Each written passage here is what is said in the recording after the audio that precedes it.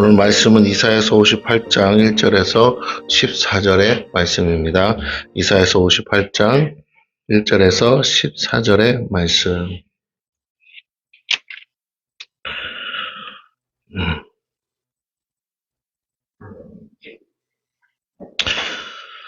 네.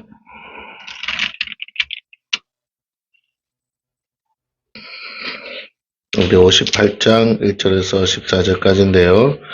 우리 6절, 7절 말씀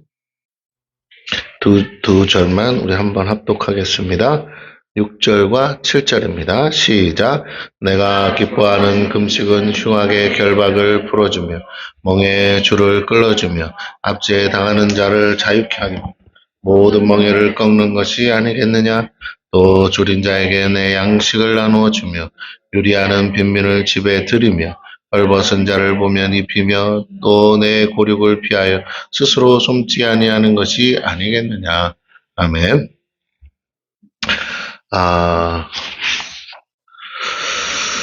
자, 우리가 연말연시가 되면 우리가 익히 보는 장면이 하나 있죠. 그것이 뭐냐면 구세군 종소리와 또 냄비입니다.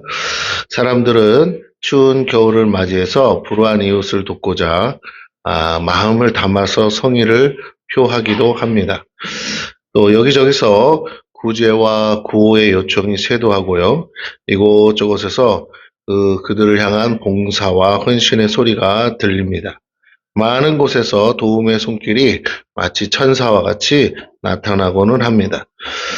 물론 우리가 모두를 돕고 또 충분히 도와주지 못하는 것 또한 현실이고요. 아무리 도와줘도 우리 주변에 참으로 도와야 될 사람들이 끝이 없는 것도 사실입니다. 더더욱 지금 현재 뉴스에 나오는 많은 좀 안타깝고 또 불길한 소식들을 비추어 보면 이 추운 겨울이 더 추워질 것 같고요. 그냥 이상 기후에 의해서 뭐 한파가 온다 정도가 아니라 물가가 오르고 세금이 오르면서 정말 전기도 또 기름도 떼지 못하고 추운 겨울을 보내야 되는 정말 안타까운 분들도 있다는 것이겠죠.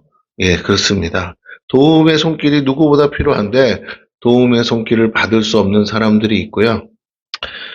사실 이런저런 얘기들을 종합해서 보면 빈익빈 부익부, 좀 더 재정이 있어 여유 있는 분들은 참 좋은 환경에서 말년을 잘 보낼 수 있는데 준비되지 못하거나 어떤 사연에 의해서 사정에 의해서 그만 재정이 바닥이 나서 더 뭐라 그럴까요? 어려운 시간들을 더 어렵게 보낼 수밖에 없는 분들도 사실 보이지 않는 사각지대에 참으로 많이 있는 것이 우리의 현실입니다. 뭐 나라에서 복지를 해준다고 하지만요. 구체적으로 등록이 되고 또 그렇게 해서 허가가 떨어져서 나라에서 돕는 복지 혜택을 받는 사람이 그 생각만큼 많지는 않습니다. 진짜 이도 아니고 저도 아니고 이렇게 기준에서 조금 벗어나서 그래서 그 자격 조건이 안 돼서 너무 힘든 가운데 제대로 된 보조금 받지 못하고 어려운 시간을 보내야 되는 분들, 예, 아마 이 추운 겨울에 한파가 온다는데 정말 어떻게 안타까운 소식들이 여기저기 많이 생기지 않을까 하는 염려도 있습니다. 이런 사랑의 손길은 우리가 이때만 하는 것은 아니죠. 많은 사람들이 크고 작은 사랑을 끊임없이 지금도 나누고 있고 계속해서 나누어 왔습니다. 무엇보다 우리가 잘 알던 교회니까 지금 해외에 나가 있는 선교사의 숫자가 무려 약 2만 5천 명 이상 됩니다. 2만 7천 명, 뭐 이렇게 아직 3만 명까지는 안 되지만 그 정도 됩니다. 그들을 돕는 후원의 손길은 1년 내내 멈추지 않고 있습니다.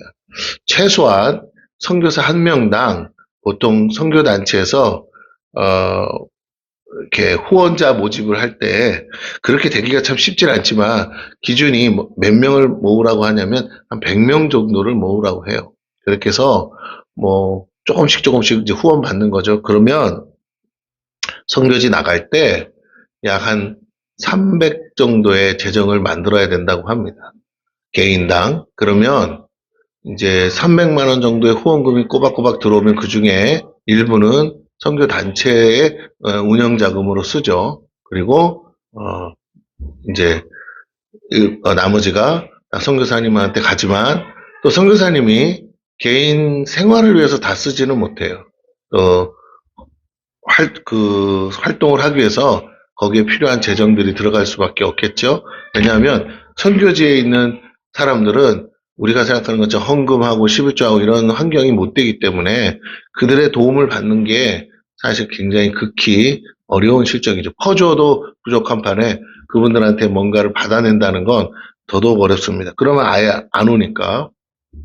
그래서 선교사님이 혼자서 다 퍼주다시피 해야 되는데, 그러니까 한 사람당 선교사님 뭐 한 가정이든 한 사람당 거기에 같이 기도하고 후원하는 사람이 뭐 작게 잡을 수도 있고 많이 잡을 수도 있어요. 사람마다가 틀리니까.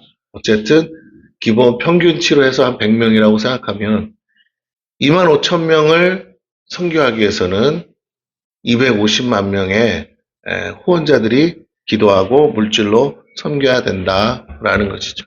한국 교회가 다행히도 감사하게 그래도 지금 뭐 어쨌든 그 이상의 숫자가 있다 보니까 능히 선교사님들을 후원하고 있습니다만 점점 경제가 어려워지고 좀 주머니 사정이 쪼그라들다 보니까 선교사님들에게 보내는 선교비가 계속해서 줄고 있는 것 또한 현실입니다.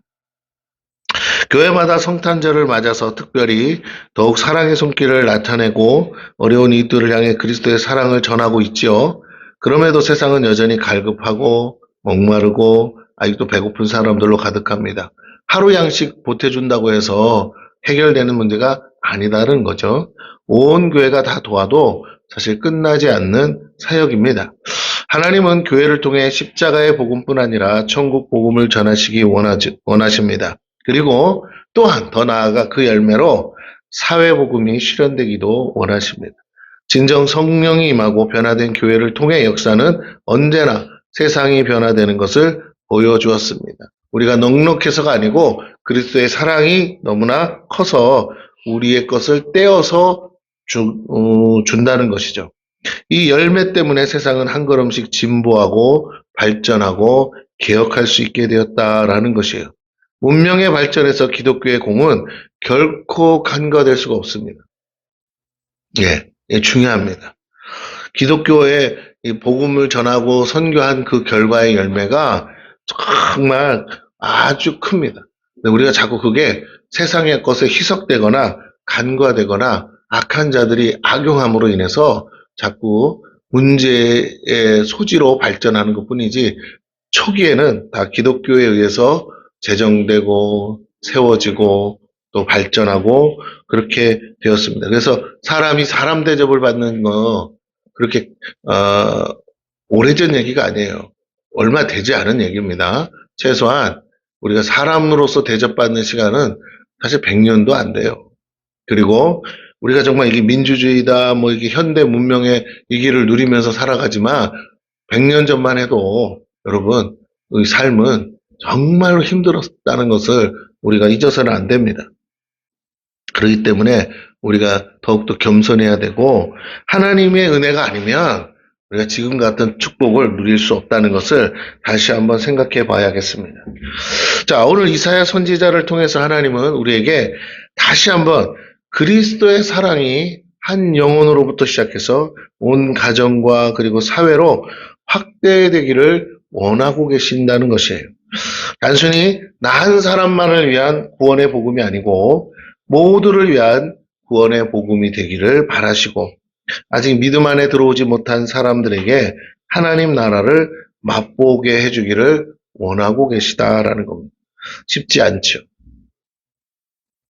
우리가 하늘에서 불이 떨어지고 기적이 일어나고 병이 낫고 정말 우리가 그 눈앞에 그런 일들이 일어나야만 예수를 믿을 거다라고 생각하면 착각입니다. 실제로 그런 거 전혀 못하는 교회들 부흥하고 있고 많은 사람들이 예수 믿고 구원받고 있는 줄로 믿습니다.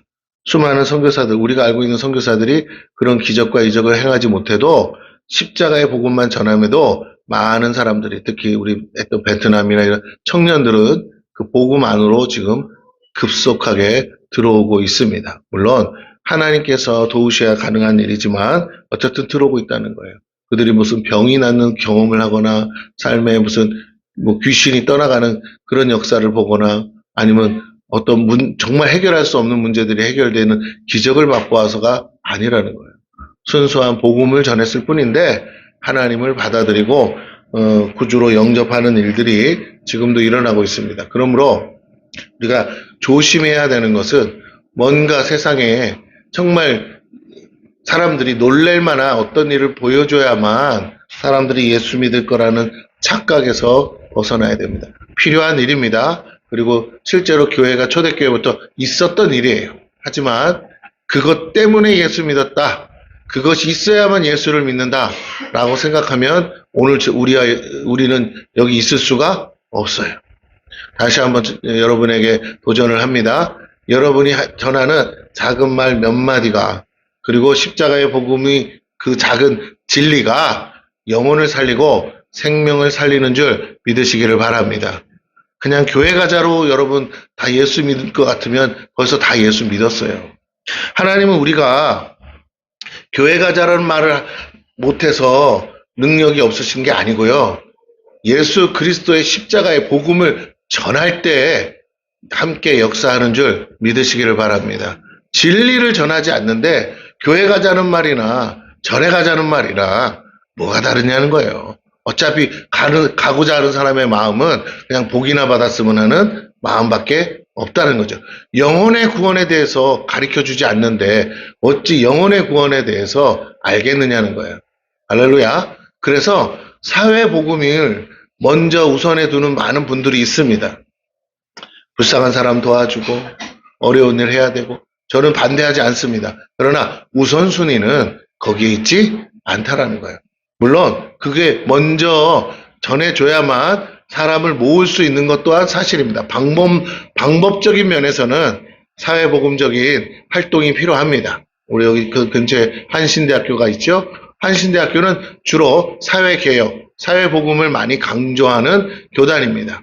근데 거기에 집중하다 보면 정작 전해야 될 십자가의 복음, 하나님 나라에 대한 천국 복음을 싹 잊어버리고 그 밥 퍼주는 거에만 신경 쓰고 불쌍한 사람들 돕는 거에만 고아원 세우는 거에만 신경 쓸 수 있다라는 것이에요. 교회에서도 많은 전도 활동을 합니다. 전도 프로그램을 만들고 우리도 했었죠 한때. 근데 하나님께서 우리에게 다시 한번 강조하는 것은 보여주시고 열매 맺는 것이 어떤 것인지 알려주시는 것은 가장 미련하고 답답하지만 순수하게 복음을 전할 때 그 복음을 받아들인 영혼들만이 결국 교회에 남더라라는 것이에요. 우르르 몰려왔지만 우리가 이제 그 중에 결신자를 찾는다고 그러잖아요. 쭉 솟구면 뭐예요? 그 중에 실제로 복음을 받아들인 사람만, 예수 그리스도의 십자가의 공로를 경험한 사람만 남는다는 거예요. 그걸 믿는 사람만 남지 모두가 남지. 다른 대부분의 90%의 사람은 다 어떻습니까? 그날 주는 선물, 그날 주는 나에게 필요한 뭔가 교회에서 제공되는 것이 없으면 더 이상 교회에 올 이유가 사라지는 것이죠. 그래서 사람을 모으기 위한 방법론은 필요한 일이에요. 우리 총동원주의 이런 거 하듯이. 그러나 그것이 목적이 되어서는 안 될 줄로 믿습니다.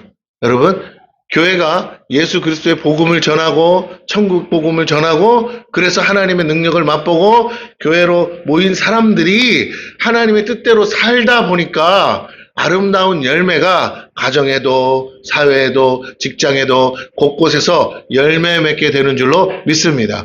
그리스도의 향기를 나타내고 그리스도의 삶을 사는 것이에요. 그 결과가 세상에 유익을 주는 것이고 좀 더 나아가서는 제도를 바꾸고 법을 바꾸고 또 선한 기관들을 세우고 하면서 하나님의 이름을 높이는 것이지 그것이 목적이 돼서 그걸 위해서 예수님이 죽어주신 것은 아니다라는 것입니다. 할렐루야.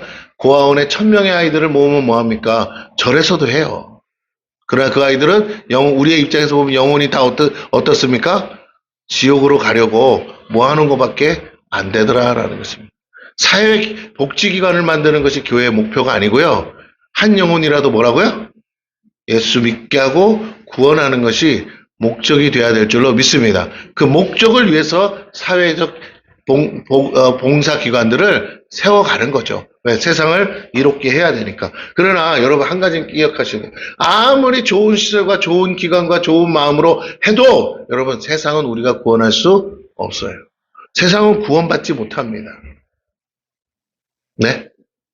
여러분 세상이 구원받을 수 있으면 전도 안 해도 돼요. 세상을 구원하는 일에 우리 모두 힘쓰면 돼요. 여러분 세상은 구원받지 못해요. 멸망받기로 작정되어 있습니다. 성경이 그렇게 말하고 있고 하나님이 그렇게 정하셨어요. 멸망받기로 작정된 세상에 함께 휩쓸려 쓸려가는 인생들, 그 영혼을 그 멸망받기로 작정된 세상에서 건져내고 구원하는 것이 교회의 역할인 줄로 믿습니다. 예, 그들을 건져내려고 뭐 기관도 만들고 하는 거지, 그거 하나 해보려고 이 일을 하는 것은 아니다라는 거예요. 자, 그래서 다시 한번 여러분에게 도전합니다. 여러분에게 아무 능력 없어도 돼요. 여러분에게 아무 힘이 없어도 됩니다. 여러분이 아무것도 할 수 없는 상황이어도 돼요. 한 가지는 할 수 있어요. 첫째는 영혼을 구원하기 위해서 기도할 수 있고요. 두 번째는 그들에게 다가가서 예수 그리스도가 누구인지 전해줄 수 있는 줄로 믿습니다. 그때 하는 말이 그들이 듣든지 안 듣든지, 알든지 모르게, 깨닫든지 못 깨닫든지, 믿든지 안 믿든지 상관하지 말라는 거예요. 하나님이 우리에게 주신 책임은 전하는 데까지예요. 나머지는 누가 책임지신다고요? 네, 그 영혼을 건지시는 건 하나님의 책임입니다. 그러니까 하나님께 맡기시고 여러분은 부지런히 복음을 전하시기를 바랍니다. 교회 데리고 나오면 좋겠죠. 못 데리고 나오면 안 됩니까? 아유, 열에 9은 안 와요. 솔직히 말해서.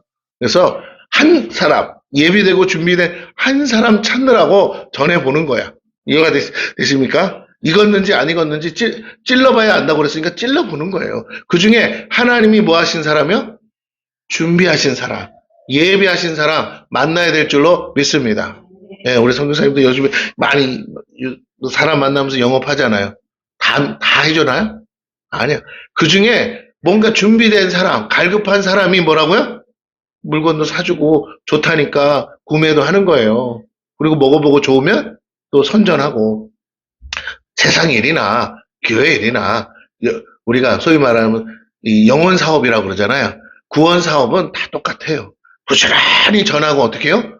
그 중에 10명이 10명 다 선택하면 얼마나 좋겠어요. 그런 날이 올 수도 있겠죠. 그렇지만 대부분은 100에 하나도 예수 믿기가 쉽지 않은 세상이에요. 이 동네에 얼마나 사람 많습니까? 아파트도 1000집 빽깔인데. 근데 교회가 이렇게 있음에도 불구하고 교회가 꽉 차지 않는 이유는 그렇게 예수 믿기가 쉽지 않다.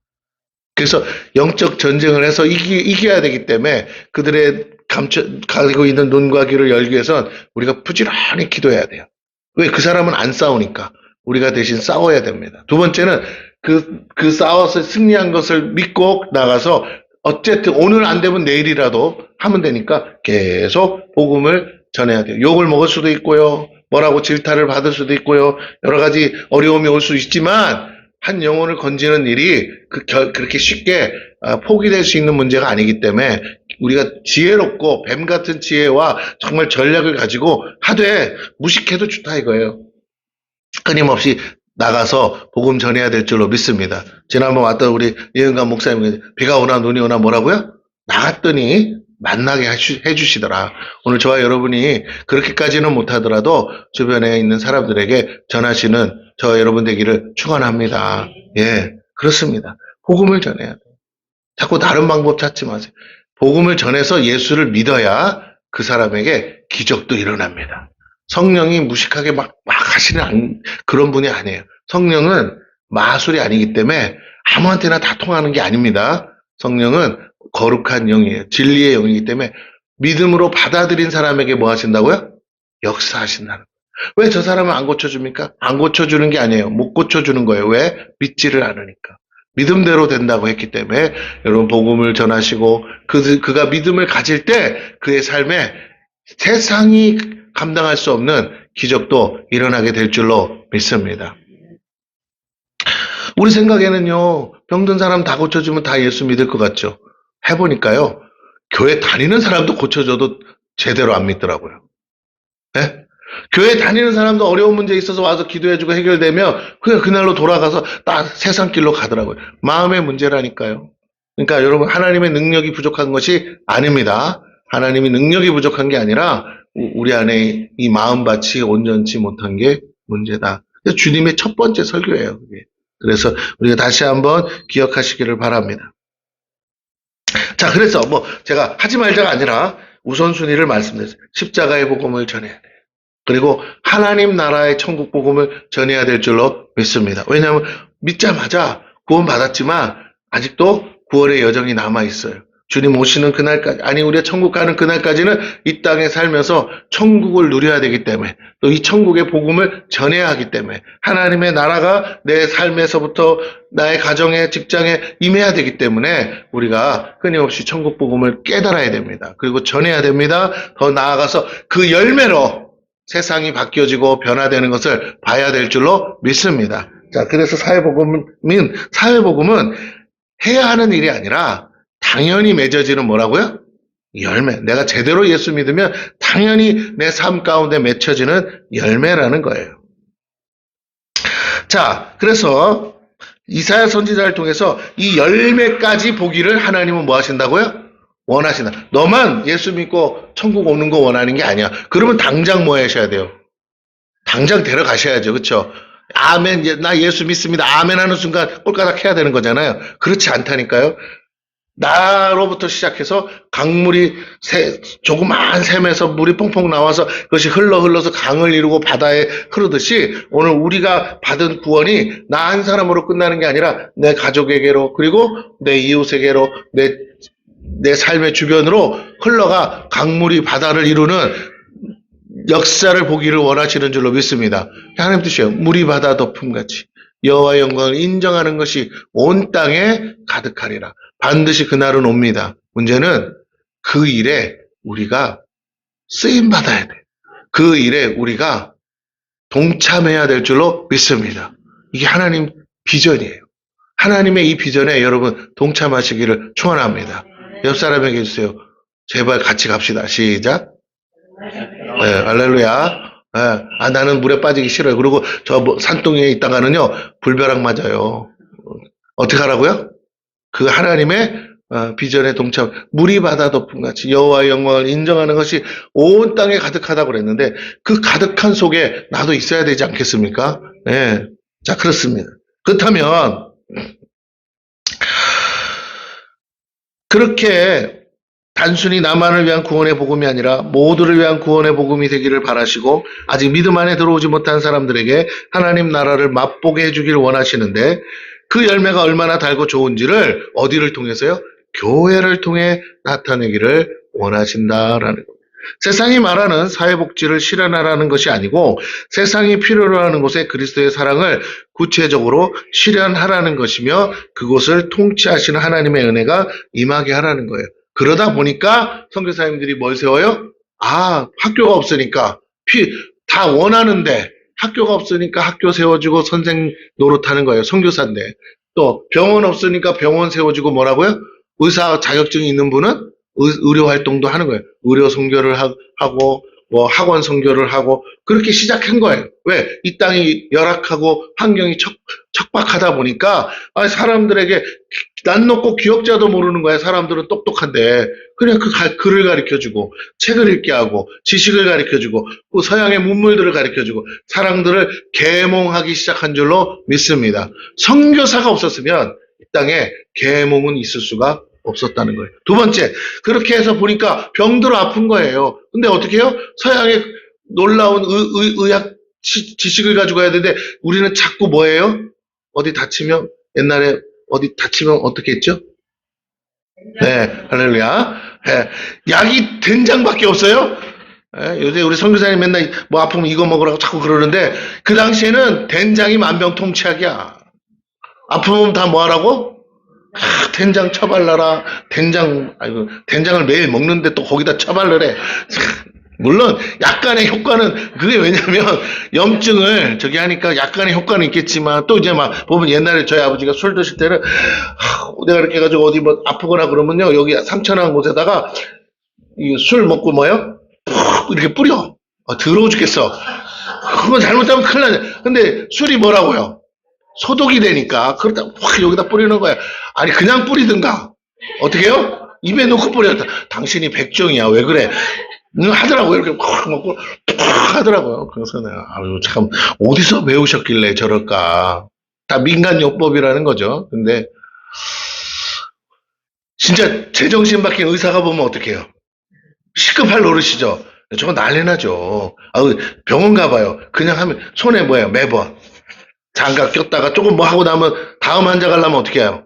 이거다가 버리고 또 새 장갑 껴가지고 가잖아. 서로 전염되지 말라. 그 정도까지 하고 의사들 간호사들 보면 수시로 뭐 합니까? 눌러가지고 이거 닦잖아. 이거 잘못하면 이제 결벽증, 습관적 결벽증이 될 수도 있어요. 근데 어쨌든 그렇게 한다고. 이게 알코올이니까 알코올로 소독해버려. 그래서 제가 드리고 싶은 얘기는 뭐냐면, 필요해서 한 거지. 그것을 위해서 목적을 가지고 온 것은 아닌데, 그렇게 해줬더니 어떻다고요?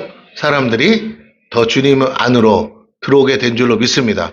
선교사가 내 병 고쳐줬으니까 선교사 말이라면 어떻게 해야 돼요? 믿는 거죠. 복음의 통로로, 수단으로, 도구로 삼은 거지 그것이 목적은 아니었어요. 그러나 어쨌든 열매가 있었다. 그리고 그 열매가 오늘 우리나라를 이렇게 만든 줄로 믿습니다. 그럼요. 결코 간과할 수, 교회를 무시하고 이 나라가 잘 될 수가 없는 거예요. 왜? 기초가 그래요. 국회의원들 처음에 이승만 박사가 국회할 때 제일 처음에 뭐로 시작해요? 기도로 시작한 나라예요. 그러므로 우리가 다시 한번 생각해야 됩니다. 그 통로로 우리를 사용하기를 하나님은 원하고 계시다.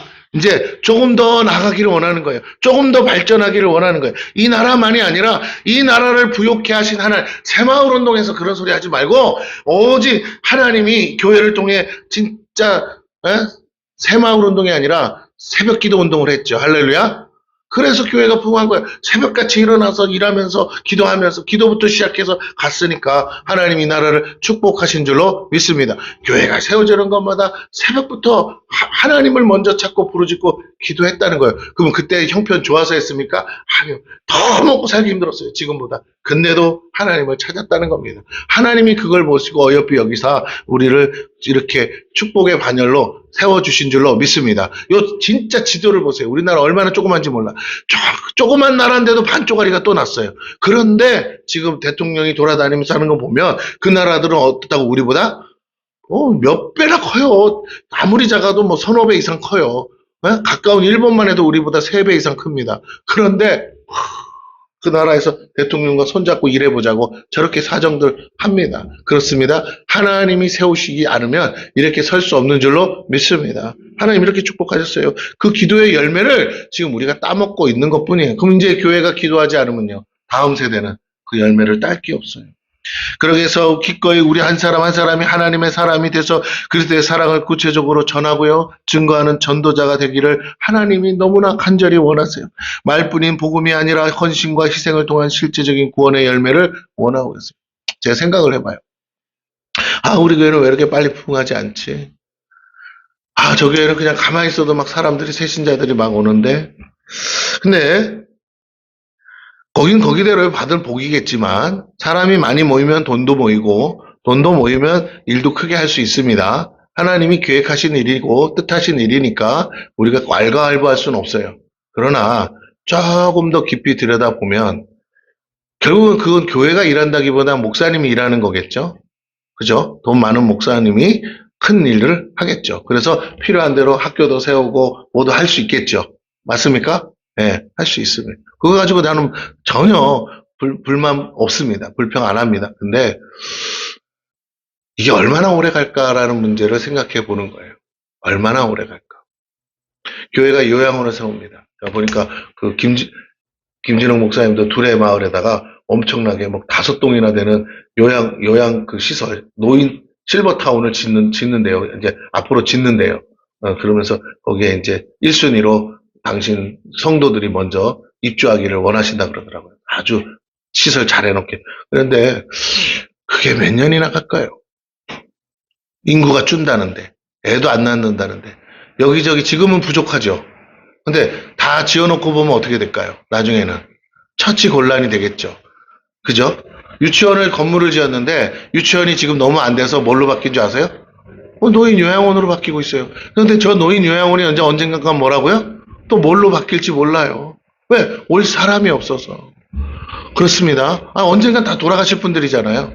네, 돌아가시는 것도 길지 않아요. 요양 그 센터에 들어와서 아무리 길어봐야 30년 아니야. 근데 뭐 말은 그래. 야, 앞으로는 100세가 아니라 200세까지 산대요. 네, 뭐 그렇다면은 또 모르겠는데, 그러나 누가 뒷바라지를 할 거냐는 거예요. 젊은이가 없는데. 그래서 오래 사는 것만이 답이 아니에요. 여러분, 의료 시스템은 누군가가 그거 뭐지? 건강보험을 내니까 가능한 거잖아요. 근데 더 이상 건강보험을 낼 사람이 없으면 그때 노인들은 혜택을 받을까요? 못 받을까요? 못 받아요. 돈 1,000만 원이 아니라 1억을 갖다 줘도 치료를 안 해줘요. 왜? 의사도 지금 죽고 있고 의사도 없어지고 있습니다. 소아과 내과 의사들이 폐업했잖아요.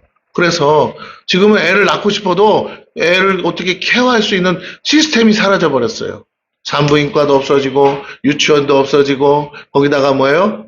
이제는 아이들을 하는 소아과 내과도 다 소아과도 없어지고 어떻게 이 나라가 앞으로 될지 누굴 탓을 하기 전에 일단 이 지경이 됐으면 빨리 여기에 집중해서 수습을 해야 되는데 정말 어떻게 보면 한심할 정도로 도대체 무슨 생각에 어떤 정신에 처박혀가지고 저렇게 이름은 지도자라는 사람들이 저러고 있는가 싶은 지경입니다. 그런데 그래도 다행히 교계에서 그 일들을 해결해 보겠다고 나름 앞장서고는 계신데 제가 볼 때 그렇게 실효성은 없는 것 같아요. 그냥 안 할 수는 없고 해야 한다고 생각하는 것 뿐이지. 그래서 특효의 방법, 특효의 약은 하나님밖에 없는 것 같아요. 할렐루야. 네. 하나님이 역사하지 않은데 젊은 애들이 서로 눈 맞아서 결혼도 안 하겠다는데 어떻게 애를 낳습니까? 그렇죠? 그리고 결혼해도 애를 안 낳겠다는 게 요즘 대세예요. 그러니 어째요? 자기들이 노후에 뭐라고요? 혜택 받을 길을 상실하는 거야. 자기만의 어떤 방법이 있나 보죠? 돈 좀 쌓아놓고 죽을라나?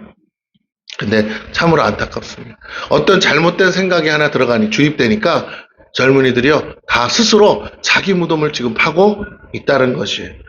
그래서 다시 한번 부탁을 드립니다. 여러분, 지금은 심각한 때인데 이 모든 문제도 복음 안에서 주님 안에서 밖에는 해결될 수 없는 줄로 믿습니다. 그래서 저와 여러분의 사명이 큽니다. 절대로 작은 것이 아니에요. 아까도 얘기했지만 복음을 전하는 게 기적과 이적과 능력이 아니라는 거예요. 그럼 뭐가 필요하냐? 우리 안에 구원의 확신과 두 번째는 우리가 영혼을 향한 진정한 사랑인 줄로 믿습니다. 사랑이 전달되지 않는 건 다 가짜예요. 울리는 꽹과리. 귀신을 100번 축기를 해도 소용없어요. 무당이 더 잘해요. 네? 귀신이랑 사는 사람이 더 잘하겠지. 그러니까 돈 받아가면서 하는 거 아니겠어요? 확실하잖아요. 네? 그게 직업이고 밥 먹듯이 하는데. 그러니까 돈 줘보세요. 귀신이 어딨어 하는 사람도 귀신 보여줄 거야. 그쵸? 그 사람들은 그게 밥 먹고 하는 거예요. 그러니까 없는 귀신도 만들어내는 판에 그잖아. 그래야 뭘 돈을 받을 거 아니겠습니까? 그러니까 그거 한다고 대단하지 않아요. 병자 고치는 거, 요즘은 병자 고치는 거 누가 목사한테 기도받습니까? 어디 가요? 병원 가죠. 돈이 없어 오는 거야. 우리 교회 와서 저한테 기도받는 분들은 다 뭐라고요? 이구동성 한 가지 목적이야. 돈이 없어서. 돈만 있으면요. 다 가만히 누워있으면 간병인들 써가면서 하면 얼마나 편하고 좋은데, 우리 아버지 간병인 붙여놨더니요, 찍소리를 안 하셔요. 전에 같으면 뭐 어쩌고저쩌고 그러는데, 간병인이 옆에 24시간 대기하고 있으니까 암소리를 안 하시더라고요. 그런 거예요, 여러분. 돈이 좋은 세상이라. 병원에 다 돈 있으면요, 간호사들도 줄 서서 다 해줍니다. 특급, 일실, 개인 특실에 가면요. 아이고, 간호사가 간병인이야. 수시로 와서 필요한 거 다 해줍니다. 의사까지 와서. 진찰 제일 먼저 해주잖아. 그죠? 그러니까. 의사가 진료 돌 때 어디부터 돈다고요? 1인 특실부터 도는 거예요. 돈을 그만큼 냈으니까. 세상이 이래. 그러니까 사람들이 교회를 찾아올 이유가 없어요. 아무리 내가 죽은 사람도 살립니다 그래도 뭐라고요? 소용없어. 예. 죽은 사람 살리면 욕먹어요. 아시죠? 왜 살렸냐고. 예? 제가 장례 식장이나 요양병원이나 이런 데 가서 할머니, 할아버지 돌아가셨는데, 예수라고 할 때다가 살려내면 어떨 것 같으세요? 자식들이 돌로 나를 쳐 죽여요. 안 돼. 세상이 바뀌었습니다. 오늘 다시 한번 무엇이 필요하다고요? 사랑. 아멘? 그 사랑을 어떻게? 섬김과 헌신으로. 사랑할 때.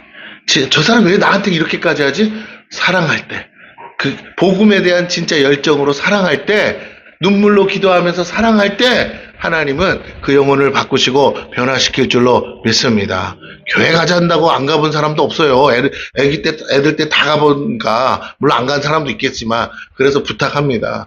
웬만큼은 한두 번은 가봤다고요? 안 가봤다고요? 가봤어요. 그러니까 다 알아요. 교회가 어떤지. 하도 교회에 대한 안 좋은 소식만 세상에 나오지 좋은 소식은 안 나오잖아요. 뉴스에서 기자가 무슨 뭘 취재하겠어요. 목사가 뭐 어쨌더라 그래야 나오는 거 아니겠어요? 그러다 보니까 좋은 소식은 우리들끼리만 전해지고 있어요. 그래서 세상이 몰라요. 모르니까 교회를 좋다고 생각 안 해요. 예, 그래서 더더욱 교회에 오는 사람이 적어지고 있는 것도 사실입니다. 그러므로 어떻게 해야 되냐? 내가 아는 사람, 가장 가까이 있는 사람에게 진심으로 사랑으로, 가족도 아니지만 사랑으로 다가가고 헌신할 때, 섬길 때 그들이 내 사랑 때문에 주님 안으로 돌아오는 역사가 일어날 줄로 믿습니다. 할렐루야. 그러니까 원수로 생각하지 말고 뭘로 생각하라고요? 사랑할 대상으로 생각하고 끊임없이 사랑하세요. 말을 안 들으면 안 들을수록 안타깝게 생각하세요. 그잖아. 못 알아듣는 거니까. 영적인 기머거리구나. 영적인 장님이구나. 불쌍히 여기는 마음으로 우리가 끊임없이 알아들을 수 있게끔 해야 될 줄로 믿습니다. 헬렌 켈러를 가리킨 선생님처럼 귀도 멀고 눈도 머니까 말도 못하잖아요. 헬렌 켈러가. 그러니까 뭐 했다고요? 손에다가 하나씩 써가면서 헬렌 켈러로 알고 자기 입에다가 손을 대게 해서 어여를 가리킨 것처럼 오늘 그렇게 우리가 사랑으로 다가가야 될 줄로 믿습니다. 자꾸 너무 눈높이를 높여서 기대치를 가지면 사실은요 아무도 안 와요. 더 낮아져야 됩니다. 더 그 사람들의 입장에 맞춰서 다가가야 됩니다. 겉으로는 멀쩡해도 영적으로는 뭐라고요? 어린아이 같고 영적으로는 죽은 자요. 영적으로는 무지한 자입니다. 그들에게 사랑으로 다가가지 않으면 안 돼요. 가장 소중한 것을 내어줄 때만 세상은 그 사랑에 녹아져서 돌아올 것이에요. 가장 필요한 걸 채워줄 때 세상은 그리스도의 사랑에 굴복할 것이라는 거예요. 이 크리스마스에 필요한 것은 바로 연인들끼리 하는 그런 사랑이 아니고 진정한 그리스도의 사랑을 서로 나누는 것인 줄로 믿습니다. 오늘 저와 여러분을 통해 주님은 그렇게 세상을 향해 손 내밀고 구체적으로 그들을 구원하는 하나님의 손길이 되라고 하시는 거예요. 그 일에 저와 여러분이 헌신하길 원하고 기꺼이 희생제물이 되기를 원하세요. 그리스도의 사랑을 깨달은 자는 결코 자기만을 위한 삶을 더 이상 살 수 없다는 것입니다. 한 영혼이라도 더 구원하기 위해 그들의 필요를 따라 헌신하고 그들의 삶의 올무를 제거하기 위해 희생할 수밖에 없는 것 아니겠어요? 함께 말씀을 통해 더욱 하나님이 기뻐하시는 것이 무엇인지를 보려고 합니다. 할렐루야. 예. 선교지가 나보고 오라고 합니까? 아니죠. 예. 가라고 하시는 분은 있어요. 누가? 하나님. 갈급하고 목마른 영혼들이 있어. 내 백성이 저기 있는데 그 백성 다 구원받을 영혼은 아니에요. 네, 스스로들 거절하니까. 그러나 그 중에 하나님, 저 복음을 전하면 이상하게 손을 잡는 하나님 백성들이 있다는 거예요. 그들을 찾으라고. 누군지를 어떻게 알아? 그러니까 대중 없이 어떻게 해야 돼요? 다 전해봐야죠. 다 전해서 그 중에 한 영혼을 하나님이 또 인도하신다는 거죠. 만나서 그 영혼 건지라고 보내시는 줄로 믿습니다. 그러니 오라고 해서 가는 게 아니라 하나님의 말씀에 가라 그랬잖아요. 가서 제자 삼을 가라는 말씀에 믿음을 가지고 저기에도 내 백성이 하나님의 백성이 있구나. 믿음을 가지고 가서 복음 전하는 일을 해야 될 줄로 믿습니다. 알아줘서 가는 게 아닙니다. 안 알아줄 걸 알면서도 가는 것이요. 욕먹을 걸 알면서도 가는 것이요. 도와줄 사람 없는 거 알면서도 가는 것이고. 왜요? 그래야 사랑이니까. 할렐루야. 그 사람들이 느껴야 돼. 왜 오냐고 자꾸. 왜 우리를 찾냐고. 왜 여기까지 비싼 돈 들여서 이렇게까지 힘들게 오시냐고. 하나님이 당신을 사랑하십니다. 그래서 가라고 하십니다. 할렐루야. 나도 그 돈 있으면 뭐 한다고요? 연말연시 재밌게 보낼 수 있어요. 나도 한번 칠면조 사다가 먹어보고 싶고, 무슨 말인지 아시죠? 성탄절을 어떻게 해요? 그럴싸하게 하고 싶어. 하니까, 저기, 호텔, 워커힐이나 이런 데 있잖아요. 호텔 뷔페 가니까, 여기 우리가 소위 말하는 뷔페 있잖아요. 쿠쿠 뭐 이런 거 말고, 저 호텔 뷔페요? 할렐루야. 여기도 우리 있죠. 5성급 프리미엄인가? 그런 데 가면 누가 요리를 해주죠? 소위 말하는 셰프가 합니다. 셰프. 그냥 요리사가 아니고 뭐라고요? 셰프가 합니다. 조리사가 아니고 셰프가 앞에서 직접 요리를 해주잖아요. 그 셰프들이 탁 쓰고 모자 쓰고 했는데 고기가 어떻다고요? 육즙이 쪼락쪼락 나오면서 아주 그냥 입에 넣으면 어떻게 해요? 녹아. 안 먹어본 사람은 말을 하지 마요. 가봐야 돼. 어? 주님도 그랬잖아. 와 보라. 거기는 뭐라고요? 가봐야 돼. 가서 이런 연말연시에 뭐라고요? 돈 좀 써봐야 돼. 도대체 어떤 인간들이 이런 걸 처먹. 근데 뭐라고? 돈 주고 먹을 만하다, 안 먹을 만하다? 먹을 만하다니까요. 뭐 몸에 좋으냐 이게 문제가 아니야. 어떻게 같은 재료를 가지고 이렇게 요리할 수 있을까? 먹어봐야 돼. 내가 여러분 정말 모시고 가고 싶어요. 호텔 5성급이 코앞에 있으면 뭐하냐. 왜 저 호텔이 봉담이 그지 같은 데 와 있는지 나는 모르겠어요. 그잖아. 수원역에도 있지만 수원역 옆에 있잖아요. 그죠? 엠버서드 호텔 있잖아. 그런데 어? 아, 왜 5성급이 여기 들어와 있냐고.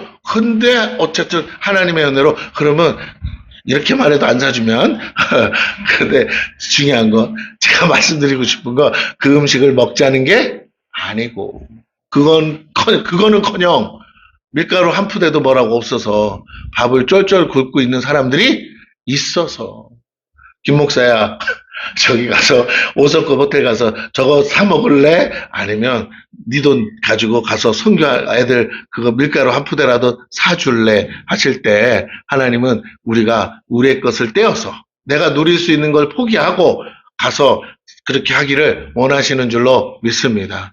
아유 나도 비행기 타고 갔다 오면 돈이 아까워요. 비행기가 저가든 뭔가든 하여튼 왔다 갔다 기름으로 뭐예요. 갈 수밖에 없으니까 다 쓰는 거지만 아까워요. 그냥 돈으로 온라인으로 딱 붙여주고 선교사님 알아서 하세요 하면 얼마나 재밌게 잘 살겠어요. 거기도 먹을 때 다 있는데. 그러나 이런 생각은 해요. 그렇게만 따지면 그죠? 그냥 돈으로 다 하는 거예요. 근데 이렇게 가서 얘기하고 만나고 하면 사랑을 전해지는 줄로 믿습니다. 힘내라고 손 붙잡고 선교사님 힘내세요 하고 우리가 기도할게 하고 한 번이라도 손 붙잡고 안아주고 오는 게 아무것도 아닌 것 같은데 진짜 그게 돈 몇 억을 줘도 바꿀 수 없는 것이라는 것이 할렐루야. 네, 그런 의미에서 우리 앞뒤로 손 한번 잡아주세요. 시작. 힘내세요. 시작.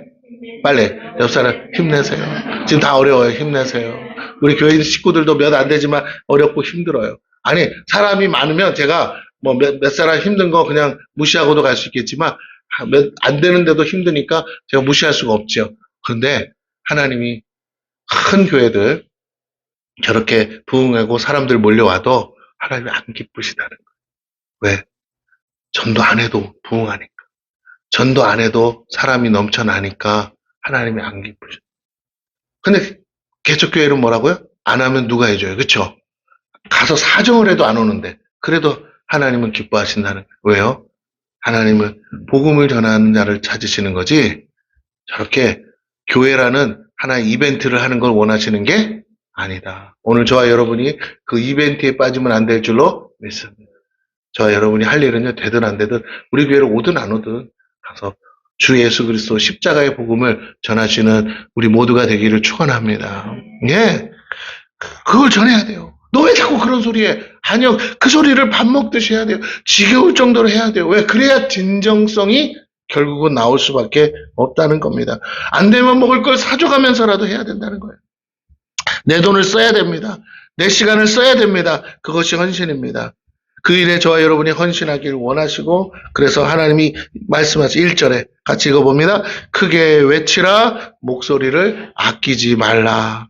내 목소리를 어떻게 해요? 나팔같이 높여서 내 백성에게 전하라는 거죠. 어떻게 해요? 그들의 허물을 야곱의 집에 그들의 죄를 알리라. 어머나 여러분 예수 복음 전하는 건 결국 뭐 해야 돼요? 우리가 죄인이라는 사실을 깨닫게 하는 거거든요. 그래서 그들의 허물과 죄를 알게 해줘야 돼. 내가 너 이런 죄 졌지 이렇게 말하라는 게 아니라 예수 십자가의 복음을 통해서 그들이 스스로가 죄인인 것을 깨닫게 되어야 될 줄로 믿습니다. 세상은 성탄절을 앞두고 온갖 모임을 하고 즐거운 노래를 불러요. 송년회다 막년회다 하며 그들의 1년을 기념합니다. 사실 성탄절의 의미는 연말연시 분위기에 휩쓸려서 그저 세상 모임을 위한 이벤트로 전락하고 말았습니다. 지금은 교회가 아무리 외쳐도요. 그리고 성탄을 기념하는 찬송을 불러도 우리들만의 노래로만 들려질 뿐입니다. 세상은 아무런 소리도 듣지 못하고 시끄러운 세상 음악 속에 자신을 맡길 뿐이에요. 밤마다 클럽은 넘쳐납니다. 다사다난했던 모든 기억들을 뒤로하고 새로운 한 해를 맞이하기에 정신이 없지요. 그런 와중에 어떤 사람들은 불행한 일로 인해 슬퍼하고 즐거워야 될 연말 연시가 모든 걸 잃고 무너진 아픔의 계절이 되기도 합니다. 대표적으로 전쟁으로 인해 모든 걸 잃은 수많은 전쟁 난민들이 있어요. 누구의 잘잘못을 따지기 전에 전쟁의 아픔은 누구도 대신 씻어줄 수 없습니다. 아군 적군할 것 없이 모두가 함께 겪어야 하는 아픔이라는 거죠. 이런 고통 속에서 그리스도의 탄생은 결코 반가운 소식이 아닐 거예요. 그렇다면 교회는 이럴 때 어떻게 해야 될까요? 무슨 말을 해야겠습니까? 하나님은 이사야 선지자를 통해 말씀하세요. 내 백성의 허물과 죄를 드러내라고 하세요. 그들의 허물과 죄를 알려 그들로 하여금 회개할 기회를 주라는 것이죠. 예수의 탄생은 구원의 기쁜 소식이기도 하지만 여전히 죄와 허물 가운데 있는 자들에게는 심판의 소식이기도 합니다. 그러나 회개하는 자들에게는 말할 수 없는 은혜의 소식이에요. 구원의 날입니다. 이때 교회는 구원의 복된 소식을 온 세상에 전해야 될 의무가 있어요. 동시에 그들이 왜 구원받아야 하는지를 알리기 위해 그들의 죄와 허물을 깨우쳐야 하는 것이죠. 자, 우리의 가장 큰 죄가 뭡니까? 그것은요, 예수 그리스도를 믿지 않는 거예요. 한번 생각해 볼까요? 세상에 법도 없이 살 만큼 착하게 살고 깨끗하게 살고 선한 일이라는 것을 앞장서서 했던 어떤 분이, 그게 스님이든 누구든 어떤 분이, 정말로 누구와도 비교할 수 없을 만큼 거룩하고 깨끗한 분인데, 예수 믿지 않아서 지옥 가는 게 진리라면, 그게 진실이라면, 그 어떠한 선한 일도 예수 믿지 않은 것보다 클 수가 없다는 거예요. 자기 영혼을 구원할 수 없어서. 그 어떤 죄를 짓고 때려 죽여도 성이 안 찰 만큼 악한, 무도한 자인데도 그가 할 수 있는 건 죄밖에 없는 인생이 마지막에 예수 그리스도를 믿고 그래서 뭐라고요? 구원을 받을 수 있다면 예수 믿는 일은 그 어떤 악한 일도 보다도 큰, 그걸 모든 것을 덮어버릴 만한 선한 일인 줄로 믿습니다. 예수 믿는 것은 그 모든 세상의 악을 다 덮을 만큼 선한 것이고 예수 믿지 않는 것은 그 어떤 선한 일을 다 해도 그것을 다 무시할 만큼 가장 악한 일이 된다는 거예요. 그러므로 예수 믿는 것이 하나님이 가장 기뻐하는 것인 줄로 믿습니다. 예수를 전하는 것 또한 하나님을 가장 기쁘게 하는 일인 것이에요. 자, 그래서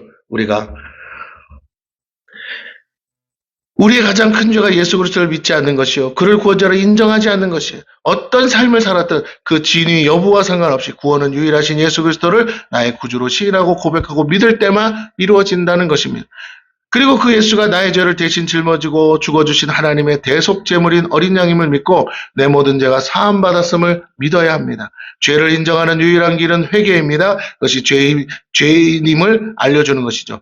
교회는 예수 탄생의 의미를 전하고 모두에게 회개의 복음을 전해야 될 줄로 믿습니다. 그 결과가 뭐냐? 다음 2절이에요. 같이 읽습니다. 시작. 그들이 날마다 나를 찾아 나의 길 알기를 즐거워함이 마치 공의를 행하여 그의 하나님 규례를 저버리지 아니하는 나라 같아서 의로운 판단을 내게 구하며 하나님과 가까이 하기를 즐거워하는도다. 복음의 목적이 뭡니까? 하나님과 가까이 하게 하는. 복음 예수 그리스도가 이 땅에 오신 게 뭐예요? 우리를 위한 화목제물, 속죄 제물이 되어주시는 거죠. 나를 맘지 않거나 아버지께로 올 자가 없다 하신 것처럼 예수 그리스도를 믿음으로 하나님과 원수되었던 우리가 이제는 하나님의 자녀가 되어서 화평케 되는, 화목케 되는 역사가 일어나는 줄로 믿습니다. 아버지께로 갈 수 있어요. 하나님을 가까이 만날 수 있게 되었다는 것이죠. 회개하고 구원받은 하나님의 백성들이 할 일은 날마다 하나님을 찾고 그의 길을 알고자 하는 것이죠.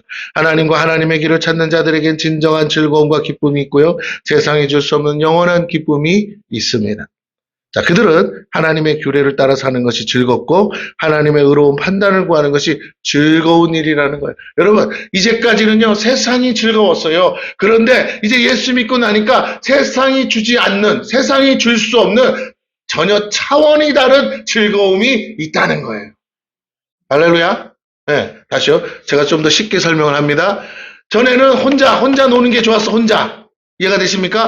혼자 편하게 노는 게 너무 좋았는데, 어느 날 어떤 대상을 만났는데 마음이 어떻게 해요? 뿅 간 거예요. 눈이 맞았어요.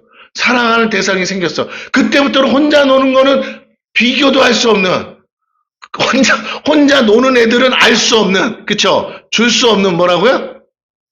둘만 아는 은밀한 기쁨이 있는 줄로 믿습니다.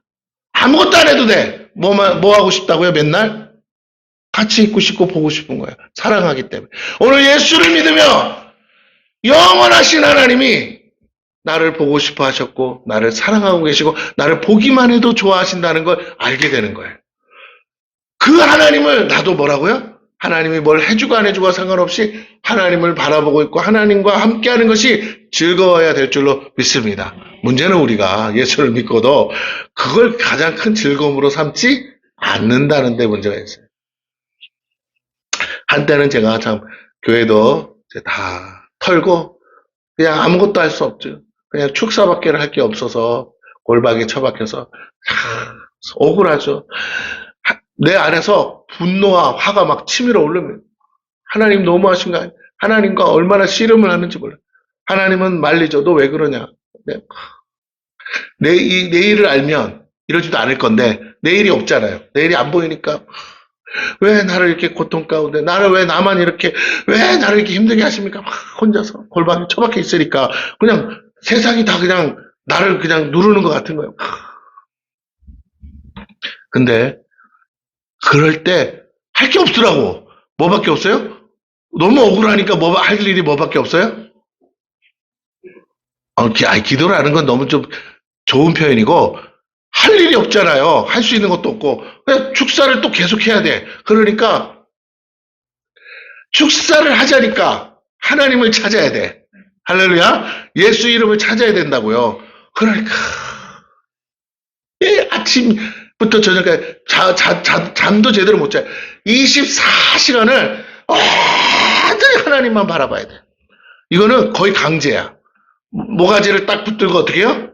하나님과 눈을 하나님만 보게 만드는 거예요. 고개를 돌릴 수가 없어. 돌리면 너무 힘드니까. 사단이 끊임없이 역사하는데 어떻게 할 수가 없어요. 피를 토하든 말든 이걸 제거해야 되니까. 뭐 지옥에 간 거랑 다름없어. 막 사는 게. 그러니까 자다가도 일어나서 해야 되니까 24시간을 축사를 하면서 24시간을 하나님을 찾는데요. 하다 보니까 그것도 적응이 돼요. 사람이 참 그래. 여러분 지옥 가면 적응 안 될 것 같죠? 또 적응한다니까. 신기해. 사람은 적응의 동물이야. 적응이 돼. 그 고통스러운데 하면서도 적응이 돼. 그러면서 조금씩 그 시간에 약간 하고 나면 이제 좀 시원해지잖아. 그 빈틈에 또 이제 주님과 어떤 교제를 하는 거예요. 그럼 주님이 또 그 타이밍에 저를 향해서 뭔가 이렇게 달달한 걸 줘요. 그럼 좋아서. 다른 게 없어요. 조금 있으면 또 뭐가 와요? 사단이 들어오면 또 막 토해내야 돼. 반복하는 거예요, 반복. 근데 하여튼 그 달달한 시간이 있어요. 그 순간에 딱. 지옥 가면 그 달달한 순간이 있을까요, 없을까요? 있어요. 곧 고문을 받는다고 봐봐요. 마귀가 고문을 해. 고문해서 완전히 박살내고 다시 그러면 만들어져야 고문을 할 거 아니에요. 그 타이밍이 달달한 시간이에요. 네? 내가 어떻게 다시 완전히 가루가 돼서 갈렸어. 그런데 다시 어떻게 해요? 다시 또 갈아야 되니까. 원상복귀 돼서 그 가는 기계에 그거 줄 서서 갈 때까지 뭐라고? 그 시간이 달달한 시간이야. 이제 해보면 알아. 한 100년만 살아보면 안다니까. 그 시간이 반복하니까 고통은 고통인데 뭐라고요? 반복해. 0.1초 같은 찰나지만 뭐라고? 그 달달함이 있어. 예, 그렇다고 지옥에서 하나님과 교제하진 않습니다. 예, 어쨌든. 이를 갈겠죠, 이를. 근데 나는 이제 진짜 지옥에 간 건 아니니까. 지옥의 고통이지만 마귀가 있으니까 마귀가 나를 지옥의 고통을 주겠지. 야, 지옥 가면 이 정도 고통이니까. 근데 주님께 물어봤더니요. 택도 없는 소리래. 만분의 1도 안 된대. 진짜 지옥의 고통을 보면 네가 죽었지 살아있겠느냐 그러시다. 그러면서 주님과 그 사이사이에 말씀으로 교제하고 하면서 영적인 이 것들을 가르쳐 주시더라고요. 예, 그때 배운 걸 가지고 제가 기도원 가서 지금 다 풀고 제 미천이 된 거거든요. 근데 또 이제 새로 업그레이드 하려면 또 같이 해야 돼. 또 그 시간에 또 해야 돼. 하나님 왜 교회를 부흥 안 시켜줘요? 그러면서 뭐라고요? 이 하나님과만 나만이 하나님 나한테 가르쳐 주고 싶은 게 있을 때 이걸 해야 되는 거예요. 막 뭔가를 하면 거기에 정신 팔려서 그걸로 끝나는 게 아니라 더 좋은 걸 가르쳐 주고 싶어. 더 영적인 걸 가르쳐 주고 더 세상이 알아야 되는데 모르는 비밀을 알려주고 싶은데 목사가 이제 그걸 그만하고 싶고 뭐 하고 싶어요? 예? 축사 그만하고 뭐 하고 싶을까요? 일하고 싶지, 축사 안 시키면 와요, 안 와요? 안 와. 교회 세우고 막 이런 거 재밌잖아요. 선교하고 막 재밌으니까, 그게 또 이제 축사를 해야 돼. 언제 끝나요? 근데, 이유를 알겠어요. 왜? 부르시는 거야. 누구를 보자고? 하나님을 보자고. 나는 너만 보고 싶은데, 넌 지금 어디에 정신이 팔려서 있냐? 시켰잖아요, 이거 하라고. 그래도 하나님을 보세요. 그걸 시켰는데도 뭐라고요? 하나님, 당신이 준 일 때문에도 하나님은 질투하신다는 거예요. 내가 그 일을 너무 좋아하니까. 하나님이 주신 일을 하나님이 뭐 하신다고요? 질투하신다니까요. 왜?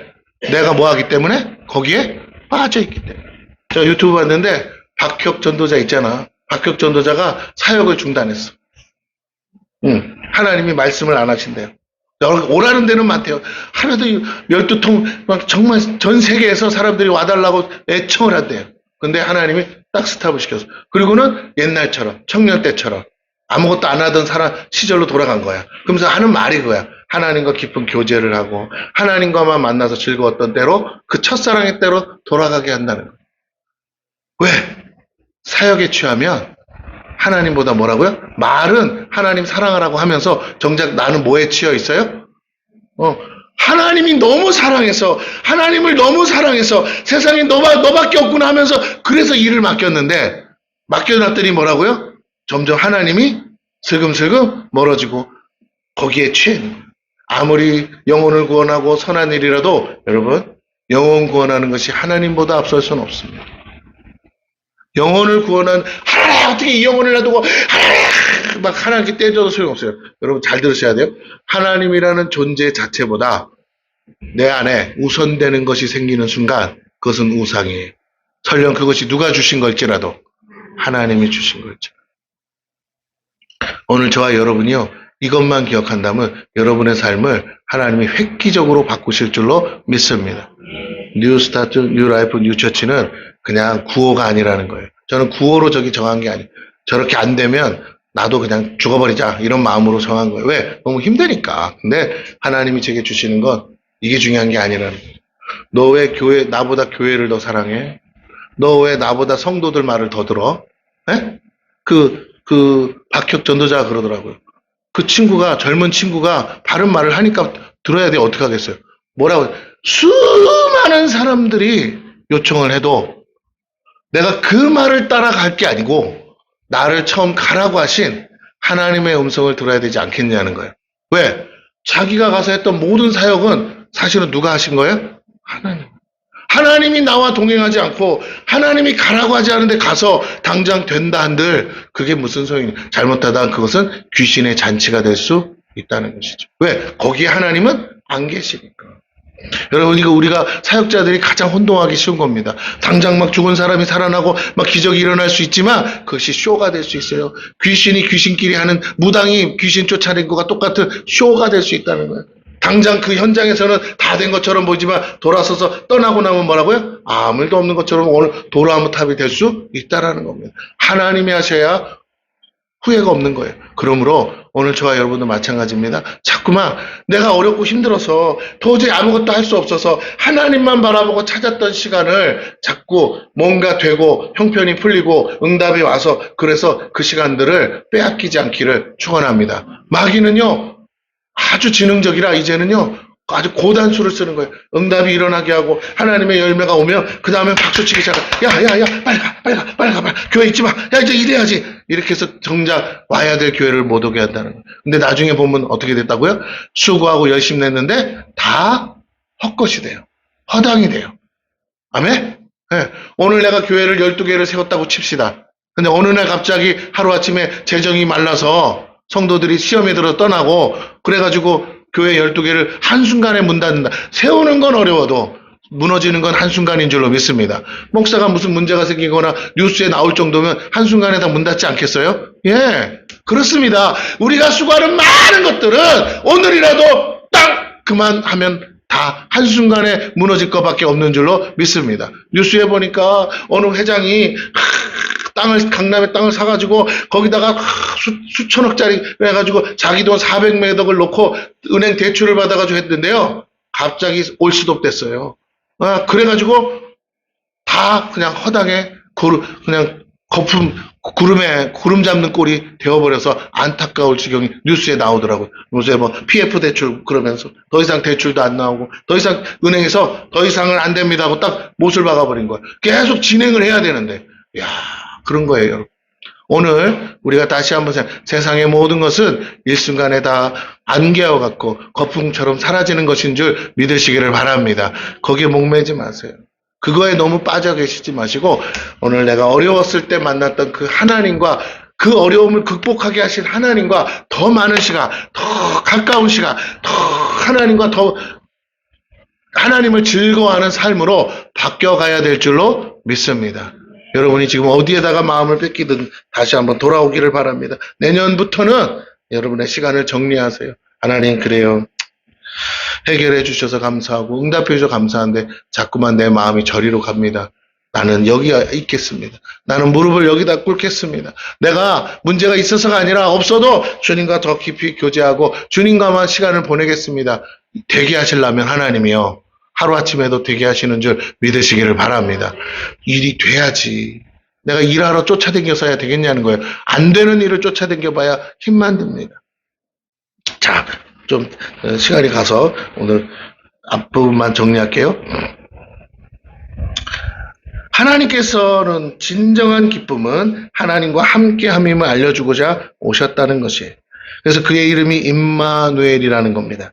하나님이 우리와 함께 계시다는 이 이름의 뜻이 바로 하나님께서 가장 원하시는 것이고 기뻐하는 겁니다.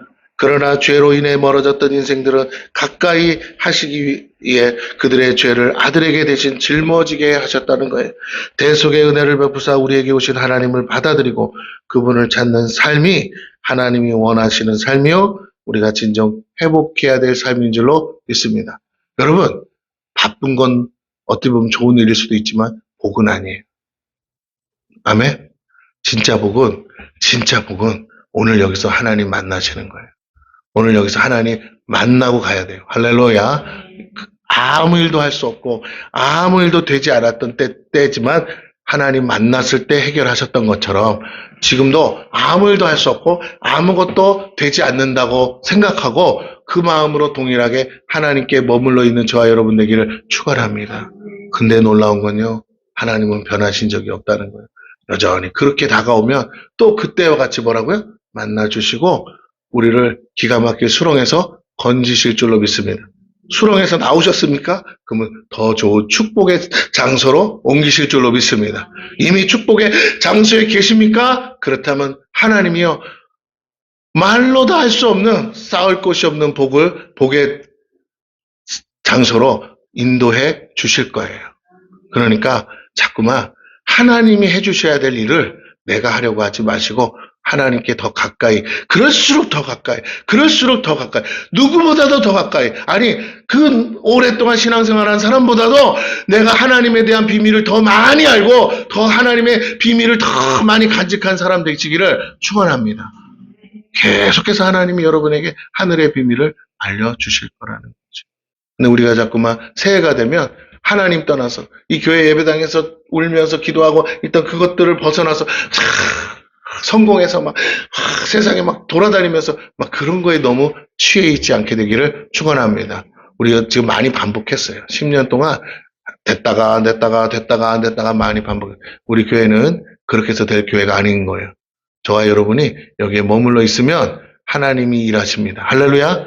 우리를 보고 일하라고 우리를 부르신 게 아니고 너희가 기도함으로 내가 일할 수 있게, 할렐루야, 내가 움직일 수 있게 나를 사용하라고 하나님이 우리를 여기다가 묶어두신 줄 믿으시기를 바랍니다. 근데 그러면요 가만히 있지를 못해요.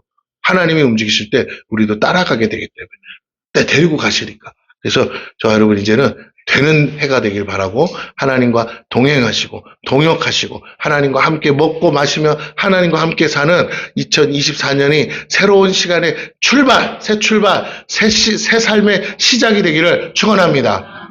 그래서 이전 것은 지나갔습니다. 버리세요. 그리고 주님 안에서 새 것으로 새 일을 행하시는 하나님을 바라보시고 우리 갈 때 여러분 개봉박도 기대하시라. 할렐루야. 옆 사람에게 해주세요. 개봉박도 기대하세요. 먼 일이 납니다. 시작. 네.